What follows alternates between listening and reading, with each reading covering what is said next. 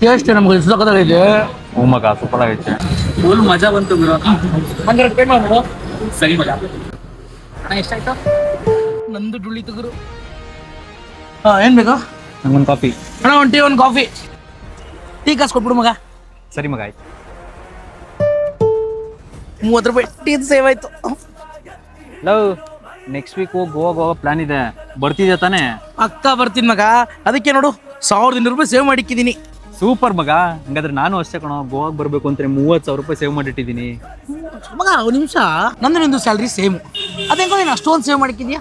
ಯಾಕಂದ್ರೆ ನಾನು ಸ್ಮಾರ್ಟಾಗಿ ಸೇವಿಂಗ್ ಮಾಡ್ತೀನಿ ಬಚಾತ್ ಆ್ಯಪಲ್ಲಿ. ನೀನು ಈ ವಾಲೆಟಲ್ಲಿ ಸೀಕ್ರೆಟ್ ಆಗಿ ಇಟ್ಬಿಟ್ಟು ಇದು ಹಾಳಾಗುತ್ತೆ, ಆದರೆ ನಾನು ಬಚಾತ್ ಆ್ಯಪಲ್ಲಿ ಇಡೋದ್ರಿಂದ ಸೇವಿಂಗ್ಸ್ ಆಗಿ ಅದು ಜಾಸ್ತಿ ಆಗುತ್ತೆ. ಗುರು, ನೀನು ಬಚಾತ್ ಆ್ಯಪಲ್ಲಿ 100 ರೂಪಾಯಿಂದ ಸೇವಿಂಗ್ ಸ್ಟಾರ್ಟ್ ಮಾಡ್ಬೋದು. ಅದಕ್ಕೆ FDಗಿಂತ ಜಾಸ್ತಿ ರಿಟರ್ನ್ ಸಿಗುತ್ತೆ. ಆಮೇಲೆ ನಿನ್ನ ದುಡ್ಡು SBI ಮತ್ತು ICICI ಥರ ಸೇಫ್ ಫಂಡ್ಸಲ್ಲಿ ಇನ್ವೆಸ್ಟ್ಮೆಂಟ್ ಆಗಿರುತ್ತೆ. ಬೆಸ್ಟ್ ಪಾರ್ಟ್ ಏನಪ್ಪ ಅಂತಂದರೆ ಇದರಲ್ಲಿ ಲಾಕ್ ಇನ್ ಪೀರಿಯಡ್ ಇಲ್ಲ.